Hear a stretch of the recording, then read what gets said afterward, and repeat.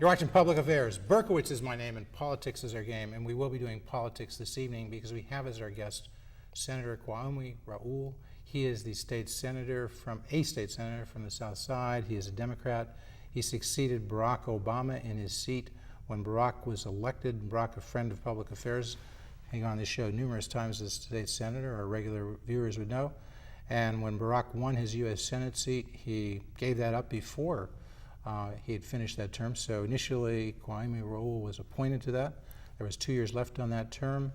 And then Kwame Raoul was then elected in his own right in the 13th District in 2006. He is now serving a 4-year term. And we're taping the show on June 1, so the excitement, folks, is that you are seeing Senator Raoul fresh off his stint in Springfield. As the regular folks who follow this would know, May 31 was a big day where there's some pressure to get the budget done. Some would say pressure to get the capital budget done.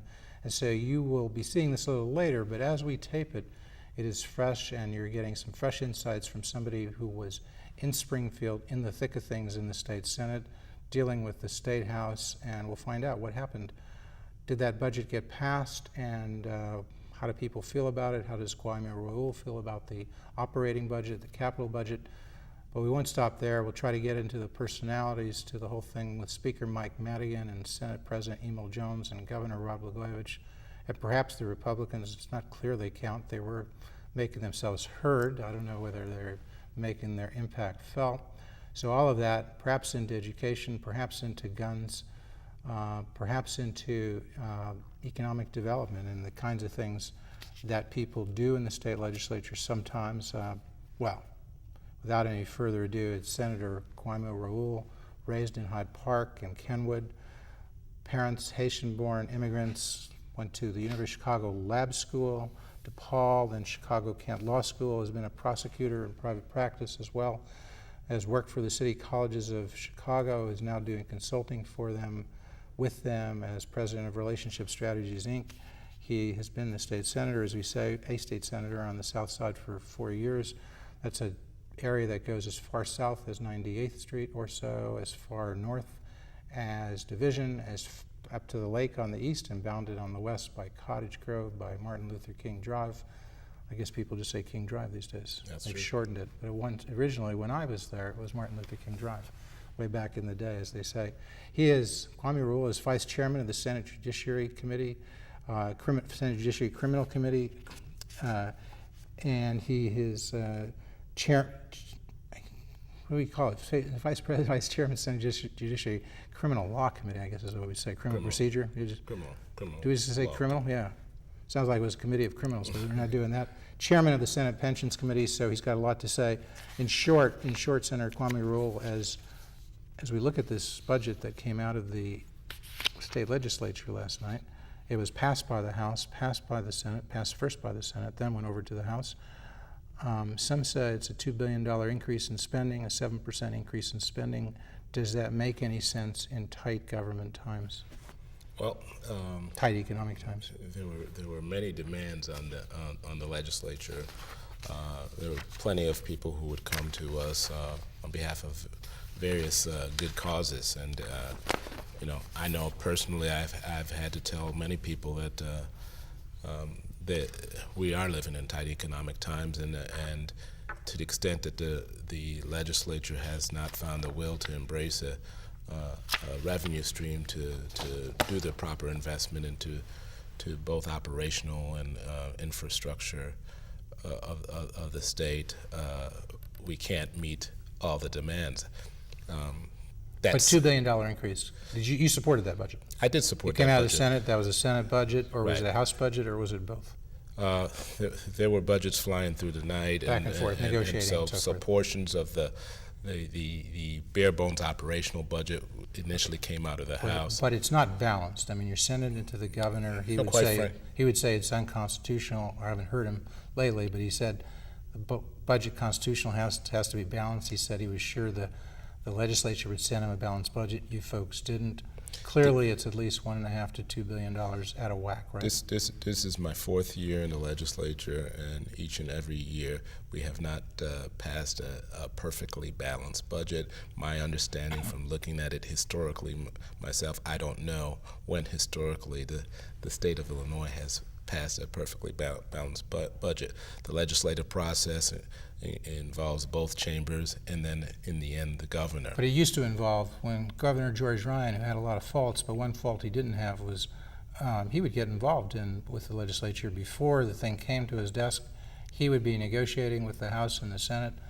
This governor made an entrance, it was almost unprecedented, on the House floor last night. As we tape it on June 1st, on May 31st, he entered the House floor. He was seldom there. He was seldom lobbying, seldom twisting arms. He has been an unengaged governor, Governor Rod Blagojevich. You true? You agree with that? I do agree that the governor could be a whole lot more engaged than he has historically been with the legislature. I've advised him personally that it'd be beneficial to interact on an ongoing basis. What does he say to you when you give him that advice? With the legislature, he nods and the legislature has been very contentious. Relationships in Springfield have been very contentious since the time that I came in. Understatement, because would it be the case that Speaker Mike Madigan and Governor Rod Blagojevich hate each other? Would that be too strong? I can't speak for them. But, does it appear that way? But you've seen them up close. Does it appear that way? They're not too fond of each other. They're not too fond of each other. And Senate President Emil Jones and Speaker Mike Madigan, they don't get along too well either, do they? I don't think it's to the same extent that the relationship between the governor and the speaker is strained. I think there is residue from last year when the speaker felt that the president betrayed him on a promise to override the budget, and there's animosity on the president's part because he felt like the speaker was meddling in his caucus, and Okay. It's not quite as personal as it appears to be between Speaker Mike and the governor. Well, right. That's a personal distaste. Those guys. Maybe some of it's because Rod's looking at Speaker Mike Madigan with his daughter, the Attorney General, who everybody has always thought would like to be governor. So he may be suspicious that Speaker Mike, whatever he's doing, is maybe doing to help his daughter become governor as opposed to execute good public policy. That's how Rod may look at it. The Speaker may look at it and say, Rod's not serious about public policy. What does he call it? He says it's like the permanent press conference. He told Speaker Mike Madigan related this story to once when he was speaking just with Rod Blagojevich and they were negotiating something. He suddenly realized Rod wasn't talking to him as Speaker Mike Madigan talked. He was talking to the 2,000 people behind him. There weren't 2,000 people. Yeah. But that's how Mike Madigan sees Rod Blagojevich, I think, and that's the problem he has. He doesn't see him as somebody who's seriously involved in governing. When you put it all together, Jones, Madigan, Blagojevich, Illinois Democratic government, and that's what it is because Democrats have it all. They have the House, they have the Senate, they have the governorship. Some would say they have the Supreme Court, the state Supreme Court. It's all dysfunctional. I would agree that our government, all together comprehensively, Democrats and Republicans are dysfunctional. One of the things that people have why do you throw the Republicans in there, though? What do they have to do? Well, let me explain that. Too often people focus on partisan politics, and the greatest divider is not the partisan politics, it's the regional politics. One of the number one lesson I learned when I first went down to Springfield after Barack was elevated was, outside of the city of Chicago, there's the state of Illinois, and the two are not the same as far as it's viewed in Springfield. There's a strong anti-Chicago animus from legislators from downstate, and sure. their constituents, and that's stronger than the partisan politics. So oftentimes you have measures that are not passed on a partisan basis, but more so. But oftentimes you have straight, structured votes. Maybe now somewhat different between the Senate and the House, but the pension bond, some would say scheme, some would say sale of pension bond obligation, $16 billion. That was part. So the Senate voted unanimously for that, didn't they? I mean, not the Senate. The Senate Democrats voted unanimously for that, right? Correct. No Republicans on that bill, right? Yeah. In the Senate. But we passed a capital bill on a bipartisan basis, and there were Republicans in the House that were very supportive of that, and so that was not partisan. But there was the division in the House between Republicans and Democrats, because for going ahead, the capital bill didn't pass essentially on a vote by the Democrats to table the gaming bill, which would have been the major revenue source, as I understand it, for the capital bill, and that vote passed to table the gaming bill. Right. 59-52, and I think it was mostly the Democrats on the for tabling and the Republicans against tabling, because the Republicans were supporting, as you say, the capital bill. Yeah, but in the House, some, not, great majority, weren't they? Great majority. Great majority. Great majority. Oh, so I'm saying, you're saying it's not a regional thing always. Those are votes I just talked about. That's Democrat, Republican. A split in the House and a split in the Senate on the different things. You had just about every Democrat senator in the Senate vote for that bill. So for which bill? For the capital bill. Right. So. And you had, but you had Republican and, well, for the capital bill, and where did the Republicans come down? In the House, they were supporting the capital bill. Were they supporting it in the Senate too? Most of them. Okay. Most of them. So that you had, it wasn't, you didn't have regional differences, you didn't have bipartisan differences. You had a Speaker, Mike Madigan, and his Democratic friends and his Democratic members in the House differing from Senate President Emil Jones. Because really, you can talk about the Republicans, but they're bit players. You got 37-22 in the Senate. That means you got a veto-proof majority in the Senate. People often refer to. Well, there you got 37 votes. Yeah, I mean, you don't always get all the Democrats. I understand. Exactly, and I go down to Springfield as an individual. The label Democrat does not dictate how I act on a bill-to-bill basis. I am a member of the Democratic Party, but. Can you think of major areas where you've differed from the Democratic Party on major legislation? I don't know how you qualify what. Well, what's the most major thing to show your independence of the Democratic Party? There may be some criminal bills within the criminal Judiciary Committee. I mean, nothing's coming to mind right now because over the last couple of days I've been immersed in budget and capital. Let me just digress for a second. We're on the criminal committee. You're on that committee. You're vice chairman of that committee. A lot of stuff comes up on guns, right? Correct. You're a former prosecutor, assistant state's attorney, 3-4 years, right? Correct. Those folks tend to be pretty strong on gun control. Prosecutors, I've noticed Republicans and Democrats who are depending on what area of the state that you come from. Well, in this part of the state. We have a former prosecutor on our Judiciary Committee who votes with the NRA most of the time. Good correction. In Northern Illinois, Democrats and Republicans I've noticed who are former prosecutors, assistant state's attorney's office, tend to be pretty strong on gun control. But you're right. I have to stick in that phrase in Northern Illinois, in Chicago and the Chicago metro area. And I should Jim say, Durkin, for instance, is a guy who comes to mind, former prosecutor. You know him. He's a state rep. He's a Republican. Pretty strong on gun control.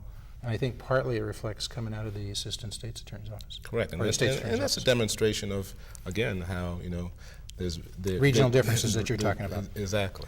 Okay, but in general, you're on that committee. There, talk a little bit about guns. We're going to digress from the budget. So I think the sole kind of gun control bill that passed out was one that I was a chief sponsor of, and that enhanced penalties for people who sell guns to minors without an FOID card. Okay. And so what it did was it made that person who unlawfully sells a gun culpable all the way to the highest penalty for the crime the minor committed. And is that are those gun sellers? We're talking people who are outside Chicago who are operating gun shops or individuals who sell?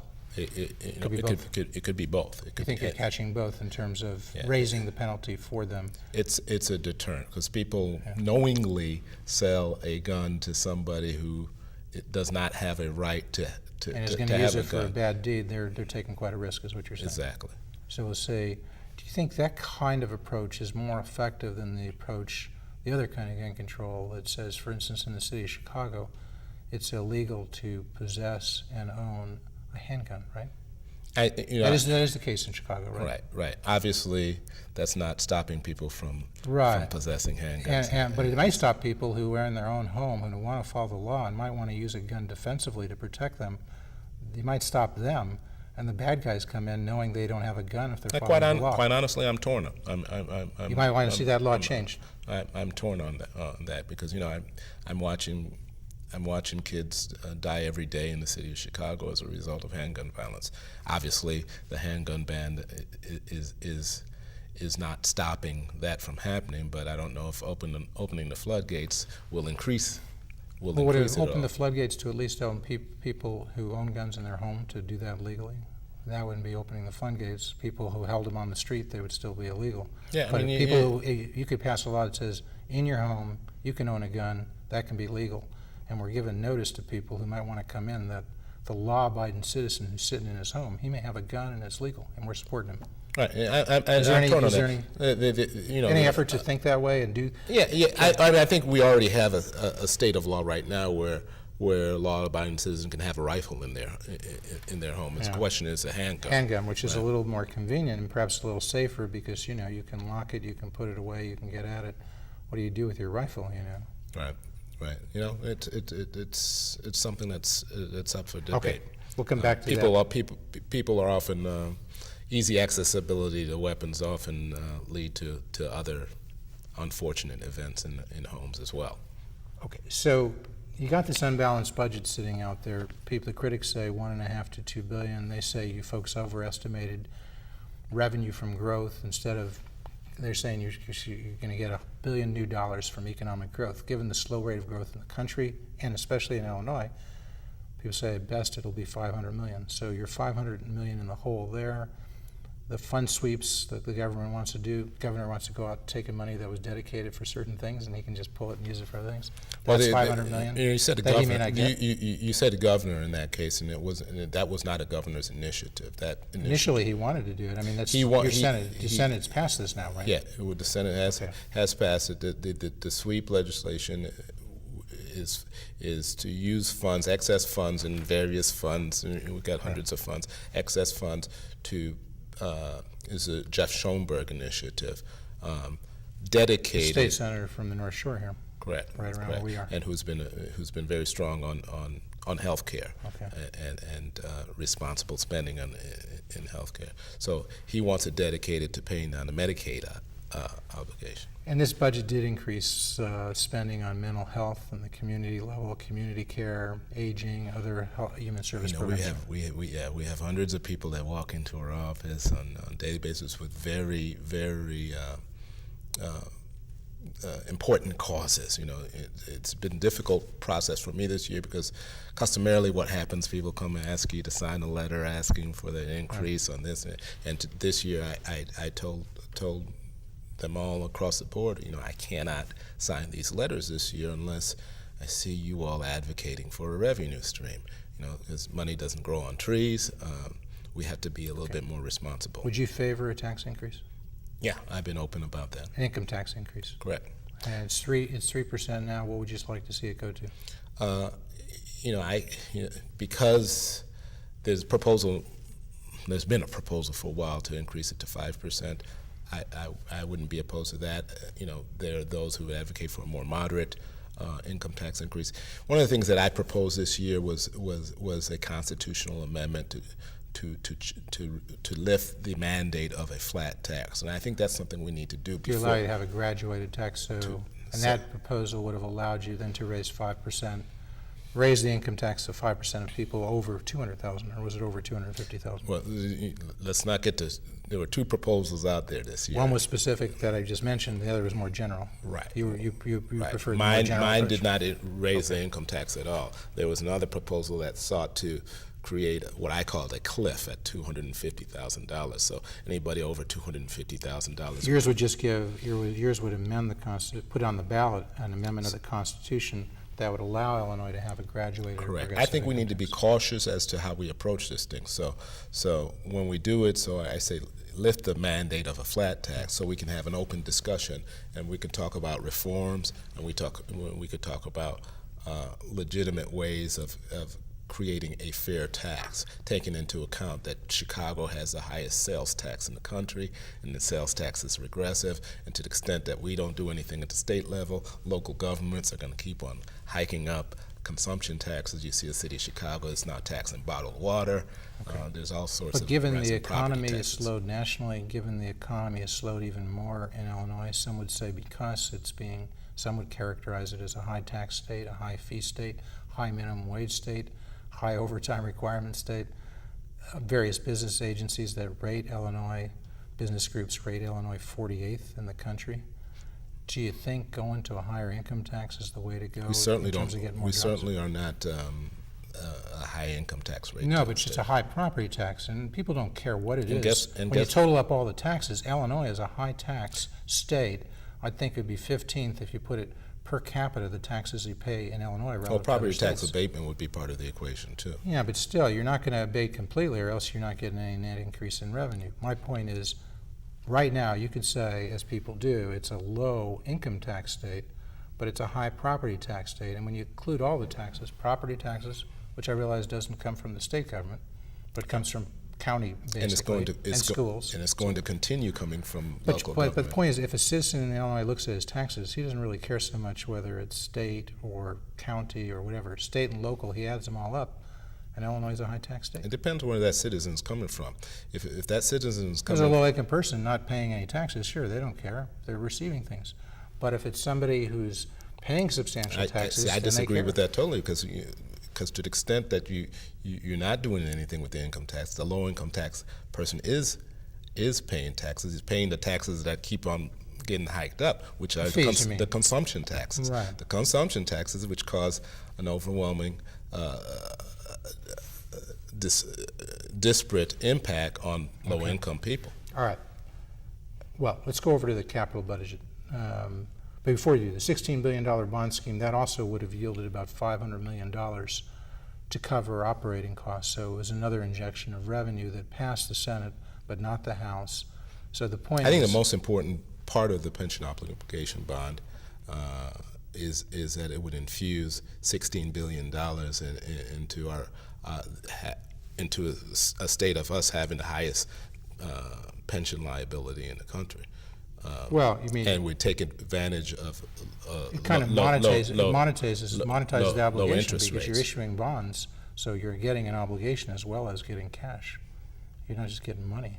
Correct. You're getting a liability as well. And that's right? worked favorably with the 2003 pension right, but obligation bond. the market's changed a little bit, and people are less sure that the market, because that was the case of saying, here, we'll issue bonds at 5%, we'll earn 8.5%, and we'll book the difference. Right. But now, I don't think people are projecting you can be as sure as making 8.5%, and you might have to issue them at a higher rate. We certainly weren't sure the in differentials narrow. 2003. Well, I understand, but I think they're less sure now, right? I mean, you'd agree, the economy is less favorable now than it was in 2003. I would agree with that. Okay. All right. So my point there is that it's just another area of where the deficit, the operating deficit, appears. So as Rod Blagojevich looks at this, he may be forced to say he's got to cut spending. He will be. And if he doesn't want to do that, he could send it back to you folks. He could veto the whole thing and say, you guys figure it out. He's not going to take the hit. Well, that's one of the choices. As I stated earlier, legislative process is not one with just the two chambers. It involves the governor. It was the approach of the House. They wanted to send, and they passed out what I'll call the Christmas tree budget. And they said, if you want to do all these things, which was about $3 billion out of whack, we can just So you're shift somewhere it. in between is what you're saying. Correct. Okay, but anyway, that's the choice the governor has. The capital budget didn't pass, so what the governor once proposed is a $25 billion program for roads and bridges and construction, school construction and so forth, mushroomed, as I understand it, into a $34 billion capital plan. And basically, Speaker Mike just said, the hell with this is just out of hand. And a lot of Democrats in the House said, we don't trust Rod to spend this $34 billion fairly. So, I mean, that's what the critics would say. Is that an appropriate criticism, what I just said? I don't think it's an appropriate criticism, because what I did appreciate about what the governor did is he decided to take a back seat and brought in Speaker Hastert, who who got $9 billion of matching funds from the federal government that we're at risk of losing. And it brought in Glenn Pochard to do the negotiations and to make certain that we need to do whatever we need to do, whether it's memorandums of understanding, making lock boxes, or whatever. But it didn't happen. It didn't concern. happen before the 31st, and so for whatever reason, well, people the weren't. 31st is the deadline for the operating budget. There's no such deadline for a capital bill. Because for a capital bill, you need to issue bonds probably, and therefore you need 3/5 of a vote anyway. So if you go past May 31, for people who don't know, usually that requires a 3/5 vote. Your point is you would require it anyway. So Correct. There's no magic. And if we're interested in stimulating our economy, investing in our infrastructure is a great way of doing it because it create a lot of jobs. And Governor can call you back, House and Senate, to work on this in the summer, late summer, or you could handle it after the election in the fall, right? Correct. I'm not crazy about the summer idea, but he could do it. If need be, I would be glad to come back if I thought we can pass this capital bill. Listen, everybody wants a capital bill. Our infrastructure is crumbling. Schools are crumbling. The roads are crumbling. There's an opportunity to invest in infrastructure, create jobs, and stimulate the economy. Let me go over, you were involved with Barack Obama. You're succeeding him. You're saying when you go down there, people want to talk to you and tell you what they know about Barack because they know you succeeded him. Correct. For whatever reason, you acquired knowledge about him. You're a volunteer working on his campaign.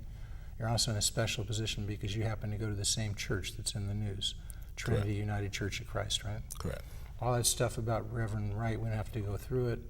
All that stuff recently, right before the taping of the show, about Father Flager. Father Flager is obviously a Catholic priest, comes out of St. Sabina, but he's given that guest sermon that rips Hillary Clinton, sounds racist on the white side, on the black side. What do you think? You're the member of that church. You're not a spokesman for it, but Barack Obama's chosen until yesterday to be a member of that church. He's now disassociated himself. Right. Was that the right move? Not right. Was it something he had to do so you could get this off the papers and people could start talking about national policy issues, not what he thought about Reverend Wright or Father Flager? What he had to do and didn't have to do, I think that's a personal choice. I think where you go to church and how you decide to associate yourself. No, but as a politician, you know politics, okay? As Correct. a politician. Correct. Was that the right choice? As a politician, I continue to be a member of Trinity United Church of Christ. But if you were running for president, people were jumping all over you for you running in a campaign. Yeah, I'm going to be running for office in the future, and I anticipate people may. You're still going to stay a member of Correct. Trinity, okay. Because I don't associate with my choices with regards to faith with politics. I put my faith above politics. Yeah. Okay. We're going to continue to speak as the credits roll. Time went very fast. I very much hope that Senator Kwame Raoul will come back. Thank you so much for coming, because we got a lot of issues we didn't cover. So we'll do another show with you. Thanks so much for coming out. Especially, we really applaud this guy for doing it. You got to know that just last night, we're taping this on Saturday, he's down in Springfield dealing with those issues into the evening. Thanks so much for taking the time to come out and speak with your voters, your constituents, and our viewers. Thank you for having me. But you did mention going after higher office. Thinking about that, your name has come up. Congressman Bobby Rush is sick with cancer. Some people say he may resign. And if he does, my reliable sources tell me you are the person that the committee would go to. They would make a decision if somebody had to be appointed to fill out the term of Congressman Bobby Rush. We don't wish Bobby Rush any ill. We hope he recovers. We hope he stays there. But if that happens, are my sources right? Are you a top pick to replace Congressman Bobby Rush by the committee, by the Democratic committee? I was appointed a year exactly after the death of my father from cancer. I think it's inappropriate